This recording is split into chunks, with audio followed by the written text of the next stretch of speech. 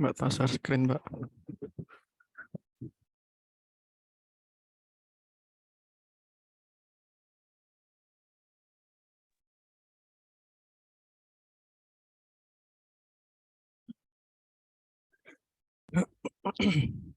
Bismillahirrahmanirrahim.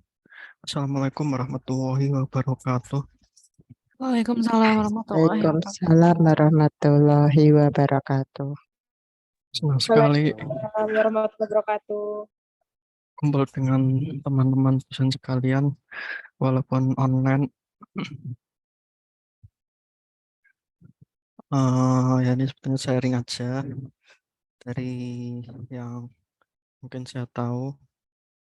Ternyata Bapak Ibu sudah tahu, atau mungkin Bapak Ibu lebih tahu, yang saya yang itu nggak tahu, dan seterusnya. Maksudnya ini yang sekedar saya tahu ya.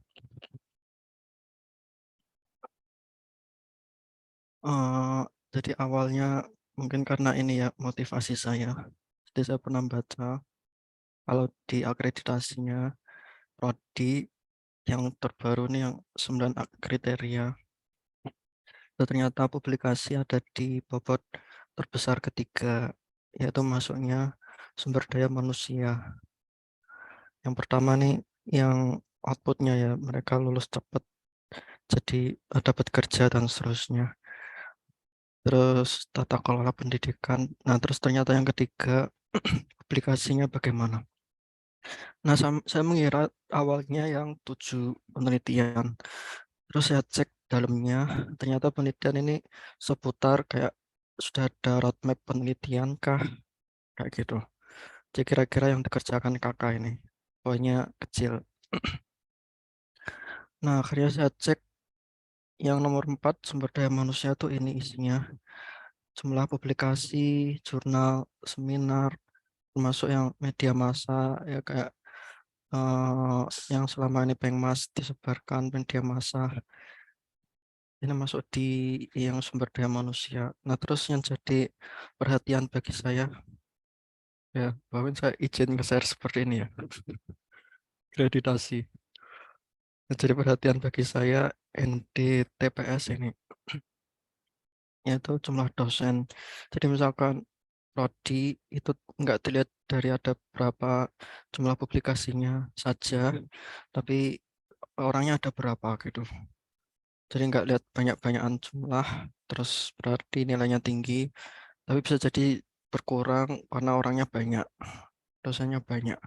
Karena itu inginnya saya pribadi ya dalam rangka prodi SI di B, sekarang masih C, yaitu mari kita masing-masing untuk berusaha untuk melengkapi ini ya, meningkatkan poin yang ini publikasi. Karena ini jadi pembagi gitu.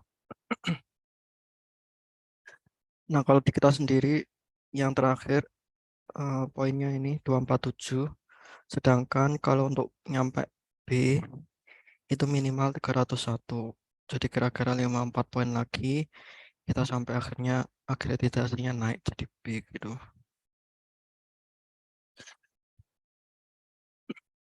Makanya saya menceritakan mungkin jadi strategi gimana biar publikasi ya Scopus tapi juga gratis.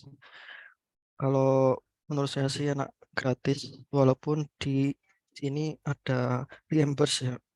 Tapi kalau Scopus sebetulnya reimburse-nya ya lumayan ya bagi saya, lebih baik tetap gratis kalau saya. Karena kalau Scopus mungkin ya 5 juta lah minimal, atau ada yang lebih belasan juta. Jadi saya tetap prefer yang gratisan gitu ya. Dan ini yang menurut saya mencari ide, kemudian bagi saya juga ini biar kemungkinan diterima. Jadi nggak pakai cara ideologis karena kalau ideologis berarti ya kira-kira kayak gini alurnya.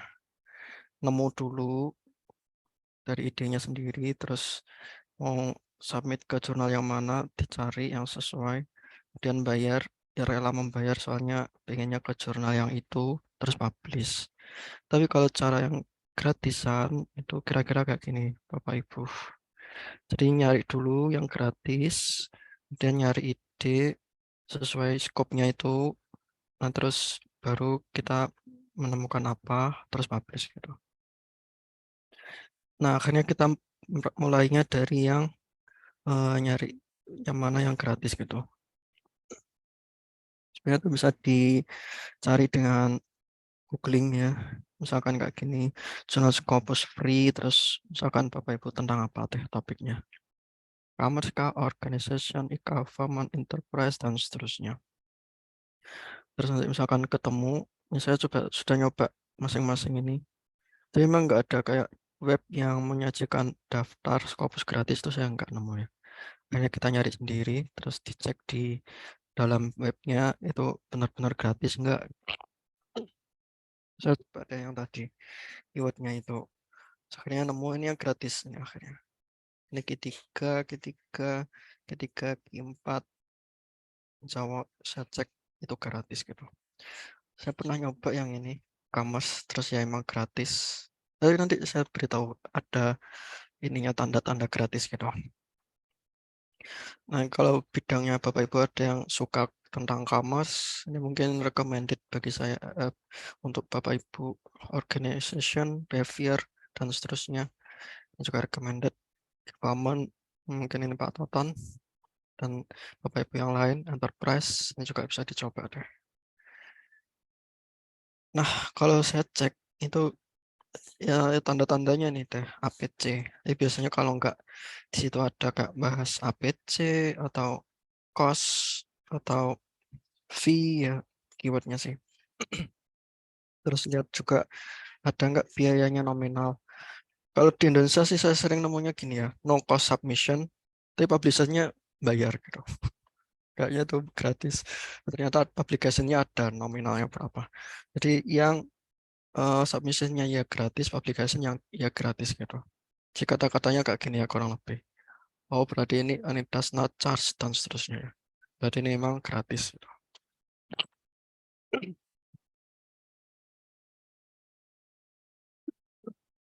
Nah terus saya ditanya, Bu Haris, apa itu Scopus? Kira-kira tuh Scopus ya indeks sama seperti Google Scholar gitu. Nah saya pernah ya nemu yang sebetulnya di sini nggak ada sih. Itu di Scopus terindeks, tapi di Google Scholar nggak terindeks. Akhirnya saya cek itu, saya kira itu predator. Ternyata memang di webnya tuh nggak bilang dia tuh terindeks. Google Scholar tuh nggak. Jadi ternyata nggak semua yang Scopus itu ya terindeks di Google Scholar. Dicari itu mesti nemu nggak ternyata ya. Karena ya kita lihat dulu dia indeksnya sama yang mana gitu. Jadi sebetulnya Scopus itu mirip Google Scholar atau ini yang mungkin baru SCI, SSCI. Nah, akhirnya saya lihat kalau cara menghindari predator itu apakah memang Scopus apa enggak, bisa jadi kita lihat dari Simago CR, mungkin sudah banyak sudah tahu, atau dari penulis papernya. Jadi misalkan penulisnya ini Ibrahim Demirbas, kemudian kita cek di webnya Scopus, Demirbas Ibrahim. Nah, terus dia memang judulnya ada di sini. Scopus judulnya dia publikasi ini. Di webnya juga jurnal, nama jurnalnya ini, nama papernya. Oh berarti ini benar. Tapi jurnal internasional Judan ini enggak predator gitu untuk kita memastikan. Nah ini Bawin juga nambahkan ya. Nah ini indeks yang Scopus, kemudian ada indeks yang namanya SCI, SSCI. Nah ini saya perlu sampaikan karena biasanya kalau Bapak Ibu yang S3 atau bakalnya S3 diminta untuk publish ke yang indeksnya SCI, SSCI. Bisa dibilang ini kayak atasnya lagi ya daripada Scopus. Karena kalau SCI, SSCI ini biasanya kayak Q1, Q2, saya lebih tinggi gitu. SCI ini Science Citizen Index, SSCI Social Science Citizen Index. Nah, cara ceknya apakah jurnal tersebut masuk ke SCI, SSCI itu lihat dari ISSN-nya dilihat di copy paste ke MCL Clarivate ini. Nah, ini biasanya orang-orang nyebutnya WOS ya. Makanya kalau di Sinta ini ada was gitu. Nah, itu di copy paste ke sini di webnya Clarivate, terus nanti muncul, nah nih dia berarti Journal Information Science ini masuk ke ini SCIE, SSCI. Seperti itu indeksnya. Nah, akhirnya kita masuk ke gimana mencari ide sesuai jurnal. Misalkan kita pilih salah satu paper ya dari jurnal yang ini Business Science Applied Management. Terus kita lihat mana paper atau judul yang kayaknya menarik, terus kita pahami. Nah, terus kita kira-kira bisa mungkin improve apa di situ. Ini salah satu cara yang menurut saya bisa digunakan. Jadi misalkan sudah nemu ya jurnal yang gratis, nah terus kita baca dalamnya paper-papernya, terus mana yang kira-kira menarik. Misalkan ini designing AHP metodologi dan seterusnya. Ini menurut saya menarik gitu misalkan ya. Terus kita baca. Atau mungkin metodenya tetap ya, bukan diganti, tapi mungkin kasusnya yang di Indonesia gitu misalkan. Ini kan kurang lebih saya tahu yang TA-nya anak-anak. Jadi kira-kira juga ada yang SEM gitu ya kalau nggak salah. Nah, jadi sebetulnya itu possible juga. Nggak harus yang metodenya diganti, tapi mungkin ya metodenya SEM juga, tapi nggak QR code gitu. Nah, misalkan yang tadi pakai ganti metodenya, saya anggap Topsis mungkin lebih bagus daripada AHP ya. Akhirnya kita berpikiran sudah nemu ya idenya. Misalkan untuk yang ini tapi diganti Topsis gitu. Nah, kemudian kita cek dulu apakah sudah pernah ada yang papernya seperti ini, tapi metodologinya diganti Topsis. Yaitu dengan cara kita cek di Google Scholar, terus kita lihat yang merujuk ini kan 17 kali. Nah, terus kita baca tuh satu-satu. Ada nggak yang dia pakai seperti itu idenya, tapi diganti Topsis gitu. Kan itu ide kita yang baru ya, improvisasi. Nah, terus dibaca, ternyata selama yang merujuk itu nggak ada yang sama. Nah, berarti itu possible untuk disubmitkan ke I4 tadi ya. Nih. Jadi belum ada yang sama seperti ide kita, sama seperti ini, cuma diganti Topsis gitu. Setelah kita baca yang nge-citasi, itu nggak ada. Berarti itu bisa digunakan gitu. Secara ide ya masih belum ada yang menggunakan.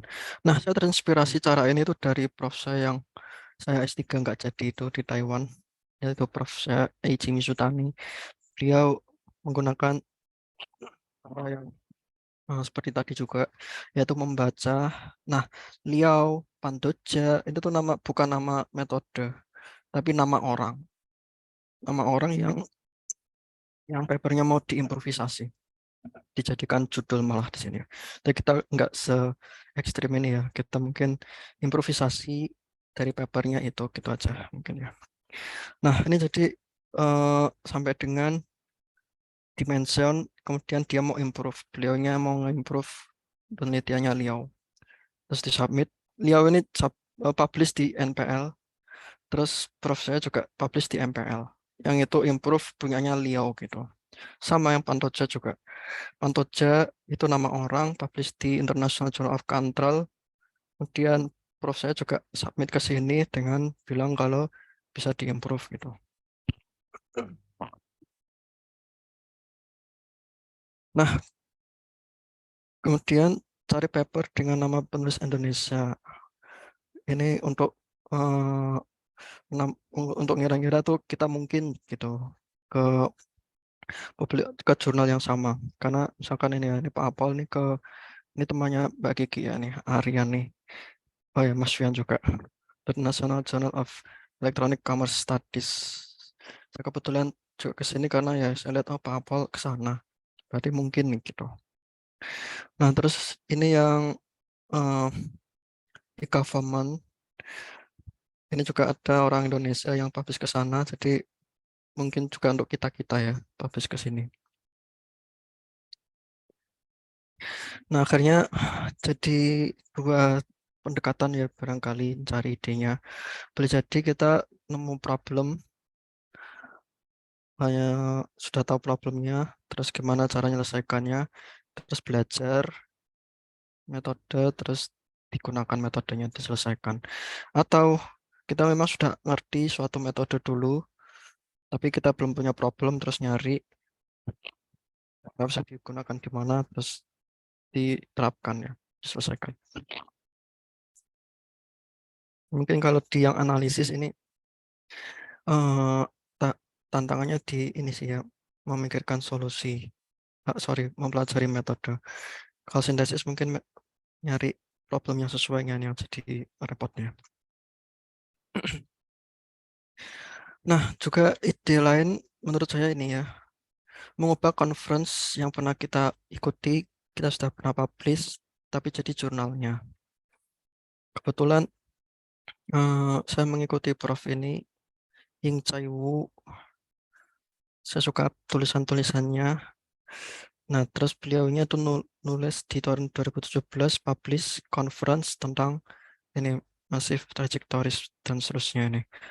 Terus tahun 2018 itu publish yang jurnalnya. Kira-kira hampir sama ya. Ini kalau lihat deskripsi juga hampir sama sebetulnya. Kata-katanya pun persis ya. Mungkin ada perubahan yang nggak persis ya. Ada perubahan dikit-dikit ya. Nah, jadi saya kira ini possible untuk kita lakukan juga cara sudah publish di conference dengan mungkin 4 halaman saja ke jurnal yang lebih tebal. Jadi bisa dibilang konferensi versi mininya. Nah, conference ini, jurnalnya tebal ya mesti. Ya, ini kan mirip ya sampai dengan isinya, deskripsinya. Nah, saya mengikuti Prof ini. Jadi saya cek ya di Google Scholar ini ada label visual label caranya ngecek gini ya. Jadi misalkan Bapak Ibu lihat di Google Scholar-nya orang, terus diklik deh ini. Terus nanti muncul seperti ini ya. Siapa orang-orang yang jadi kiblat di topik itu gitu. Jadi setiap yang dipublish misalkan Daniel Kim ini seru mesti ya karena dilihat banyak orang tentang topik itu ya. Jadi kayak kiblatnya gitu. Nah, terus lihat misalkan Mbak Uli ini tentang AR ya. Saya ada sih berikutnya. Nah, tentang AR tapi bukan yang machine learning misalkan, tapi AR yang VR. Berarti bukan yang Pascal Voix, bukan, tapi ya yang ada VR-nya ya, kira-kira ini ya. Rosenberg atau mungkin ini Feiner.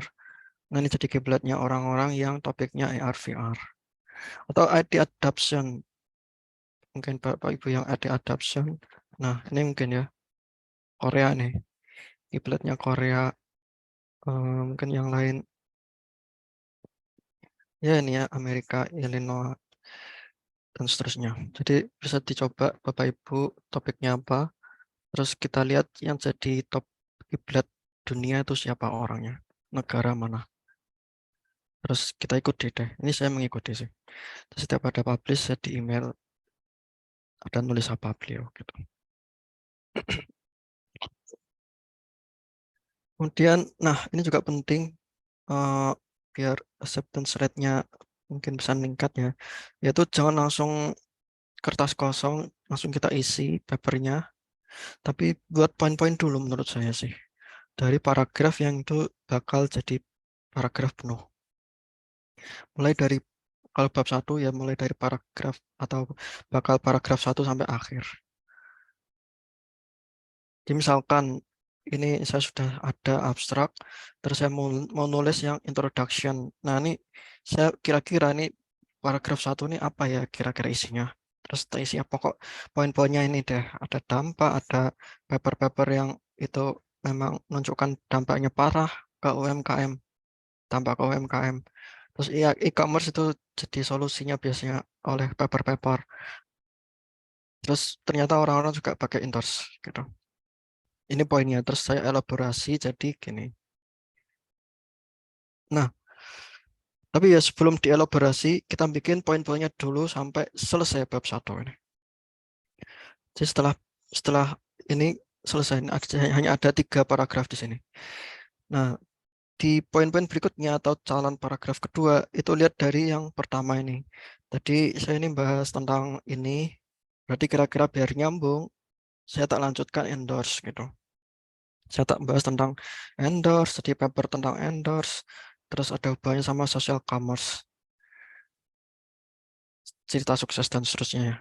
Nah, terus poin-poin berikutnya atau calon paragraf ketiga, itu saya lihat dari yang poin-poin kedua ini biar nyambung gimana. Oh, ini saya membahas tentang commerce, social commerce, berarti visualisasi, sudah masuk visualisasi, bukti, market endorse, dan seterusnya. Nah, baru kita elaborasi kalau sudah jadi gini. Akan jadi satu paragraf penuh, satu paragraf penuh, satu paragraf penuh. Nah, otomatis orang kalau membaca ini sebenarnya ada lanjutannya gitu. Jadi ini saling berlanjut, paragraf 1, 2, 3 otomatis gitu.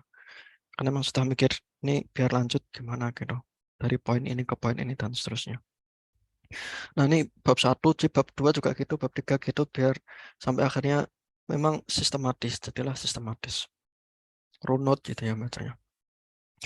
Nah, ini hasil dari komen yang paper tadi ternyata dipuji gitu sama reviewer, well structure gitu.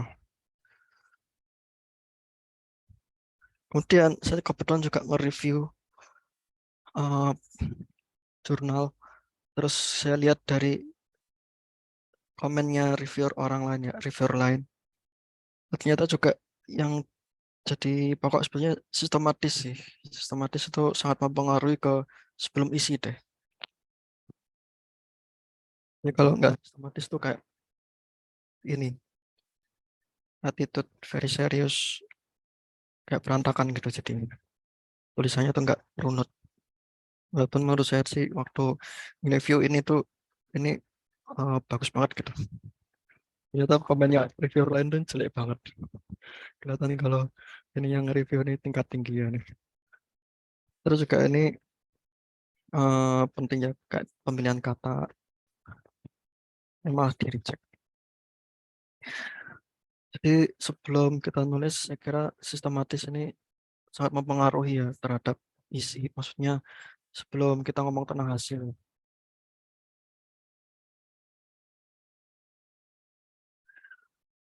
Nah, kemudian juga perlu abstraknya kita baiki, kita perindah karena itu menyita perhatian ya sekarang dari abstrak.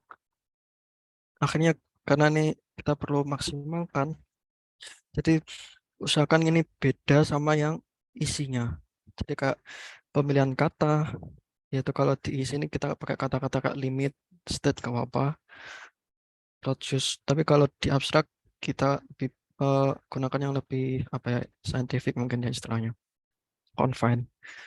Terus bukan state, nyatakan tapi convey dan seterusnya. Jadi circumstances, yield. Jadi kata bahasa Inggrisnya yang lebih ilmiah untuk di abstrak ya khususnya. Kalau konten saya kira masih oke ya. Misalkan pakai kata-kata yang umum.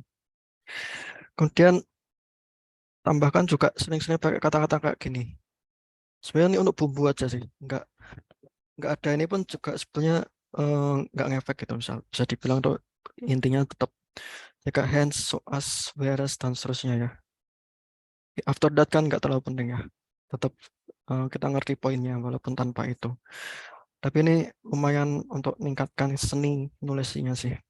Juga seni nulis di sini juga tambah strip jangan lupa ya. Problem solving kah, case studies biasanya kan nggak ada stripnya ya. Tambahi. Nah juga perlu tahu cara yang ngasih strip sih ya. Jadi kayak gini, spell medium tuh di sininya gitu misalkan. Ini kita perlu belajar sendiri sih cara ngasih strip. Misalkan kata-katanya panjang gini. Juga sama seperti yang tadi saya tunjukkan sekilas itu sebenarnya ada tulisan kayak gini.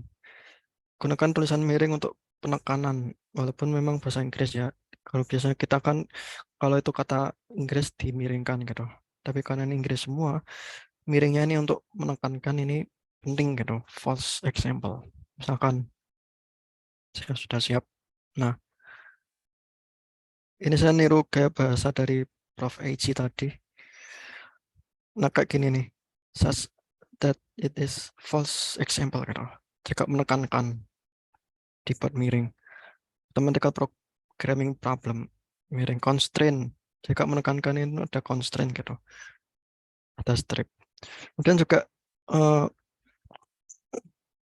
kata-kata bumbu ya bahasa saya sih. Juga in general. Ini kan sebenarnya tanpa in general juga bisa ya. Jadi sudah ada in general ditambah however, koma gitu. Nah, ini untuk ini meningkatkan seni nulis aja sih sebenarnya. After that, in which, nah ini juga saya suka nih. Whereas different does not. Jadi does not ini kayak gak ada objeknya, subjek, predikat, objek ya. Ini kan predikat, tapi titik gitu. Nah ini seni sih bagi saya, seni tinggi ini. Jadi nggak harus tuh subjek, predikat, objek. Tapi di sini subjek, predikat, does not gitu. Itu juga ya publish kan ya ini. Gitu. Jadi yang kita baca dari papernya orang itu kita tiru deh gaya bahasanya gimana, gaya nulisnya gitu. Mungkin perlu nyari dulu ya gaya-gaya nulisnya prof-prof yang bagus-bagus menurut kita siapa. Nah terus kita ikuti deh gaya nulisnya gimana. Terus kita kurang lebih kita juga gunakan kata-kata ini ya di tulisan kita sendiri. Nah more specifically juga kan ya. Jadi kak ini nggak ada ini pun ya tetap nggak masalah sebetulnya gitu. Kemudian, nah ini agak ide sebetulnya. Tambahan konten paper, jadi selain isi, misalkan sudah jadi papernya, terus kita tambah apa ya? Atau masukkan yang mungkin agak beda gitu. Jadi misalkan nggak ada hubungannya sama pandemi sebetulnya paper kita. Terus misalkan ngomongin pandemi gimana? Masuk nggak gitu? Jadi yang menurut kita menarik gitu, yang mungkin itu out of the box, nggak bahas tentang itu, tapi kalau ada itu mungkin jadi menarik gitu. Sama seperti yang saya nulis sama Mas Pur, yang rekomendasi peneliti riset, partner research, yaitu itu sebenarnya bahas tentang algoritma machine learning, terus sudah gitu, kan nggak ada hubungannya sama UI UX. Terus saya tambah UI UX ya, bisa ditambah-tambahkan deh. Ya udah tak tambahkan gitu. Jadi mungkin nggak sama seperti topik yang di paper kita, tapi coba itu mungkin nggak, tapi kalau ditambahi gitu, mungkin menarik gitu. Juga gambarnya mungkin ngide ya, gambarnya yang nggak biasa ada kita tambahi gitu ya. Tabel sebenarnya nggak perlu tabel, tapi kita tambah tabel ya, biar menarik. Jadi memang di sini lebih ke ngide ya, apa yang kira-kira menarik gitu daripada core. Nah terus ini di luar ini sih sebetulnya, ini non teknis ya nih, itu membalasnya yang santun. Jadi misalkan ya, ini yang saya sudah pernah, saya dapat revisinya kayak gini. Nah, terus saya balas komennya kayak terima kasih. We want to say big thanks, valuable comments, gitu. Kayak berbaik gitulah. Kan reviewer juga punya perasaan ya. Kalau baca gini kira-kira ya tersentuh mungkin gitu. Biar di ACC gitu ya harapannya. Enggak sih, enggak boleh berharap ya. Biar ya baik hatilah ya kita sama orang-orang itu. Jadi ini kayak non teknis ya yang mungkin bisa berpengaruh gitu. Nah, tambahi bawin ya tuh. Nah, ini juga penting. Jadi mensitasi paper dari jurnal yang sama dengan yang kita submit. Ini saya punya pemikiran gini karena saya dulu submit ke Telkomnika yang pertama Scopus. Ternyata Telkomnika ini kan punyanya Indonesia. Itu minta ke saya tuh disitasikan jurnal dari Telkomunikanya sendiri gitu. Oleh editor disuruh gitu malah. Akhirnya saya tambahkan deh. Terus saya punya pemikiran bahwa penyelenggara itu juga pengen jurnalnya sendiri itu disitasi. Akhirnya waktu yang publish ke yang lain tempat, ini yang commerce itu, saya tambahi paper yang ada di commerce itu. Jadi ya mungkin itu nggak terlalu berhubungan, tapi saya tambahi deh itu. Jadi mungkin editornya jadi senang gitu ya. Oh, paper saya disitasi gitu. Jadi ACC deh gitu ya. Tapi barangkali sih ya nih, karena dari Telkomnika pengalaman saya sih gitu, orang Telkomnika nyuruh saya ngesitasi papernya Telkomnika, akhirnya saya berpikiran di lain tempat juga gitu. Mungkin ini jadi pengaruh juga ya untuk diterima gitu ya. Nah, ini perihal nulis bahasa Inggrisnya, yaitu memperhatikan grammar dan tanda baca. Nah, boleh kita gunakan Google Translate. Jadi Indonesia dulu yang rapi, SPK, terus Google Translate. Nah, tapi ada lanjutannya ya, yaitu saya rekomendasikan itu pakai Grammarly yang gratisan, oke deh. Saya pun juga yang gratisan. Karena sekedar untuk bantu yang bagian kayak gininya tuh. Kurang, kan seperti in which tuh, pakai koma enggak. Whereas tuh pakai koma enggak. Which, dan seterusnya. Kata-kata kata penghubung tuh harus pakai koma enggak gitu. Atau boleh jadi kita tuh tahu itu ada koma harusnya, tapi kita kelewat, nah kita lalai ya. Nah, akhirnya Grammarly ini sangat membantu untuk itu. Saya soalnya nih jadi komen deh kalau reviewer tahu ya. Jadi komennya reviewer, atau kalau kebanyakan lalai boleh jadi pengen direject malahan. Termasuk kayak kurang S ya, singular plural. Kan ini biasanya kita lalai di sini. Grammarly lumayan bantu itu. Kemudian, nah kalau lebih lagi itu gunakan diksi, yaitu kayak tadi ya, confine, convey, dan seterusnya teh. Jadi kata-kata yang kalau kita membaca paper itu kata itu tinggi ya, kita nggak ngerti artinya, nah itu kita bisa catat, kita gunakan nanti kalau kita sendiri nulis. Jadi kita gunakan atau kita ganti kata-kata dari Google Translate dengan yang lebih ilmiah gitu ya. Oke, sudah. Itu aja Bapak Ibu. Mudah-mudahan bermanfaat. Mungkin ada yang mau nambahin.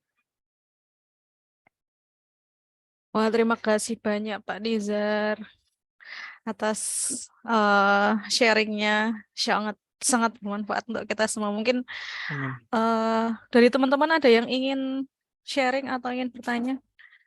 Monggo. Bu Ini Apin, salah. saya izin bertanya Bu. Ya, Bang. monggo Pak Arif. Terima kasih Pak Nizar, presentasinya bagus Sama. sekali Pak. Ini Pak, saya mau bertanya terkait untuk jurnal yang gratis itu biasanya kan kalau yang berbayar itu kelebihannya di itu ya Pak, dicopot untuk reviewnya. Biasanya kalau pengalaman Pak Nizar untuk yang gratis itu untuk proses reviewnya berapa lama ya Pak? Mungkin bisa di-share juga Pak untuk proses reviewnya kalau jurnal gratis. Terima kasih Pak. Kalau itu cenderung ke indeksnya kayak I3 atau 4. Kalau biasanya sih ya sebetulnya mirip-mirip, bisa dibilang 1 semester lah gitu Mas Arif. Jadi ibaratnya nulis sekarang ya mungkin tengah tahun publishnya.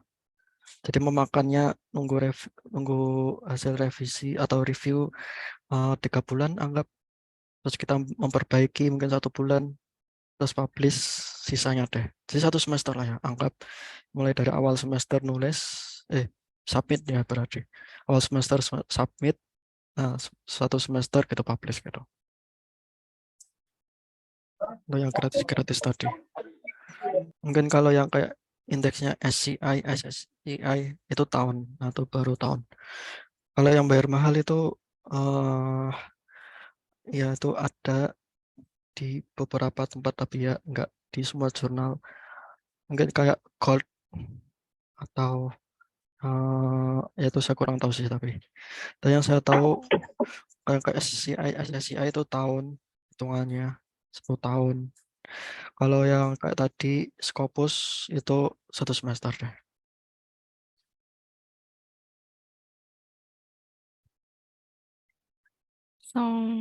Oke. Mungkin boleh sharing juga Pak Nizar Hmm. dan teman-teman.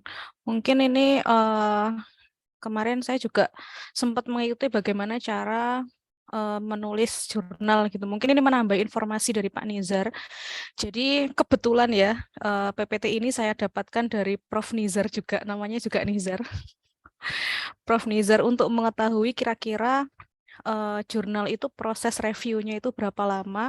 Kita bisa melihat di ada beberapa jurnal ya kayak Springer itu ada contohnya kayak gini. Misalkan information system Frontiers ini berapa lama untuk dinyatakan jurnal itu statusnya accepted dalam proses review atau ditolak, terutama accepted dan ditolak. Nah, itu ada keterangannya berapa hari. Ini rata-rata untuk kita mengetahui jurnal itu ditolak atau diterima gitu. Mungkin ini sedikit sharing gitu ya. Nah,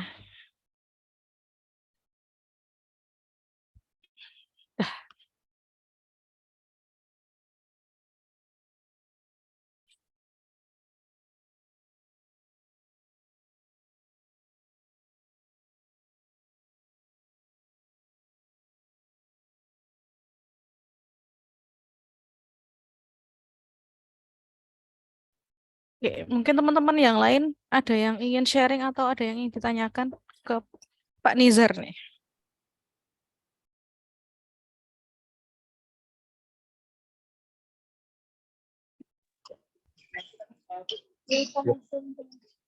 Ini Anissa tuh pakai ada apa? Jadi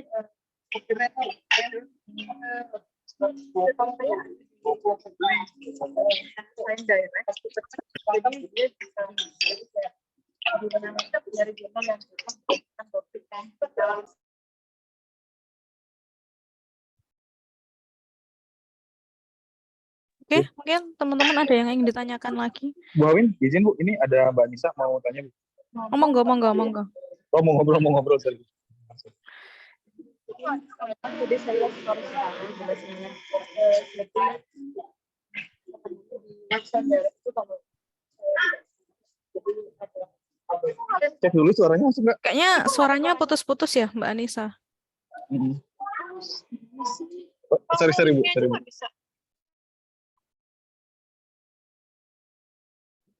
pakai ini.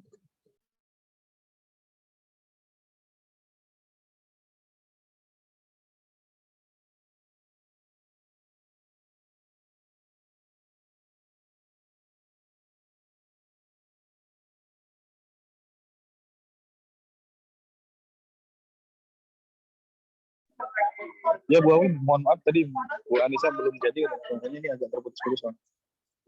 Diganti orang yang lain saja.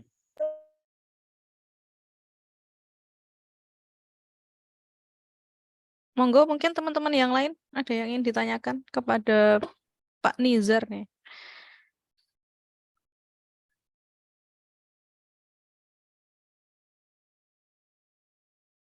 Oke. Cukup. Dari Pak Nizar mungkin ada tambahan?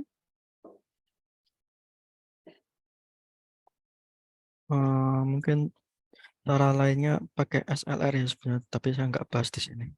SLR juga systematic literature review itu juga banyak asetnya sebetulnya, tahu bahasanya lebih mudah nulisnya ya, sama seperti strategi tadi untuk nulis, termasuk sebetulnya SLR ya untuk nulisnya juga relatif mudah, yang mungkin nggak pakai data juga ya, atau barangkali paper itu datanya, yang tujuannya ya yang penting kita Scopus dulu gitu biar punya nomor Scopus, juga masuk ke ini deh akreditasi ini gitu mungkin Mbak Win sudah.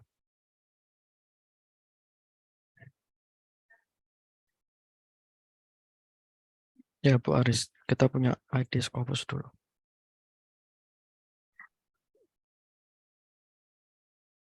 Oke, baik, untuk recordnya nanti saya share ya linknya. bisa disimak ulang. Oke. Mungkin ada yang ingin disampaikan atau ada yang mau di sharing dengan Pak Nizar? Pertanyaan lagi? Cukup? Oke. Boleh izin sharing, Bu? Boleh, monggo, Mas Azanil. Eh, Beberapa waktu yang lalu itu di kampus saya itu mengadakan kayak seminar internasional atau bisa disebut biasanya simposium. Nah itu biasanya langsung ke langsung terindeks gitu Bu ke Scopus. Apa itu bisa jadi alternatif Bu kalau misal nanti di institusi kita mengadakan semacam seperti itu supaya langsung bisa ke Scopus itu. Kebetulan yang kalau mahasiswa atau dosen di institusi tersebut itu gratis, Bu.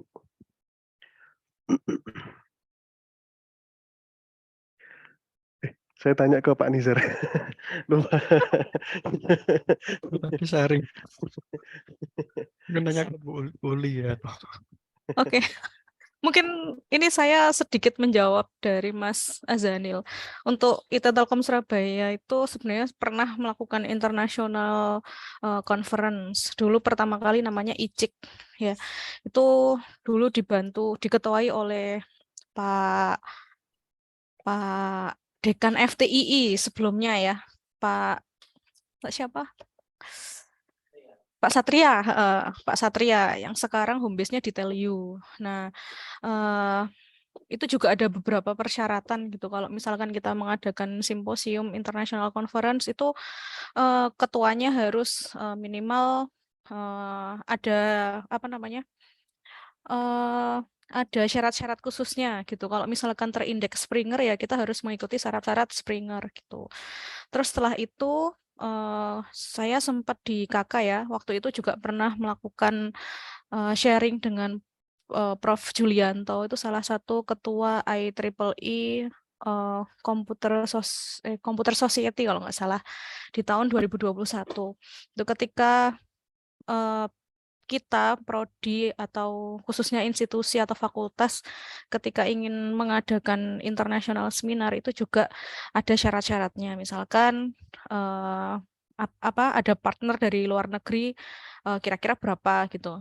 Terus pesertanya juga minimal ada yang dari luar negeri, terus keynote speaker dan lain-lain. Itu juga bisa buat alternatif kita biar terindeks IEEE atau Scopus seperti itu.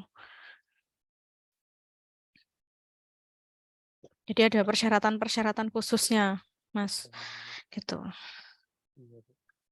Soalnya ya memang terlepas dari persyaratan kayaknya enak juga kalau misal memang gratis terus ya bisa terindeks Scopus ya lumayan lah buat portofolio juga. Siap, nanti mungkin saya bantu sampaikan ke kakak juga ya. Oke, mungkin yang lain ada pertanyaan atau ada yang ingin disampaikan? Pematerinya di sebelah saya, Masya Allah. Oke, mungkin kalau tidak ada ini sudah ya berarti ya. Oke, terima kasih semuanya atas kehadiran sharing session kali ini. Ini salah satu bentuk kegiatan culture di IT Telkom Surabaya. Sebenarnya ada 3, olah ruh, olah rasa, dan olah rasio. Nah, ini salah satunya olah rasio. Mungkin nanti selanjutnya yang sharing gantian ya. Mungkin diawali oleh Pak Nizar terkait publikasi internasional. Nanti selanjutnya mungkin ada Mbak Berlian, gimana Mbak Berlian sama Mas Arif nih, kira-kira kuliah S3 itu gimana dulu submit, proposal dan lain-lainnya, experience dan lain-lain. Atau teman-teman yang punya keahlian tertentu gitu. Atau mungkin Pak Purnama juga bisa sharing gitu. Gitu ya. Teman-teman terima kasih atas waktunya. Semoga dengan adanya kegiatan ini dapat menambah semangat teman-teman untuk publikasi ya, terutama untuk meningkatkan jumlah publikasi, terutama program studi sistem informasi. Oke, mungkin sekian dari saya tutup. Wassalamualaikum warahmatullahi wabarakatuh. Waalaikumsalam. Waalaikumsalam warahmatullahi wabarakatuh. Terima kasih semuanya. Terima kasih Pak Assalamualaikum Nizar. warahmatullahi wabarakatuh. Mantap.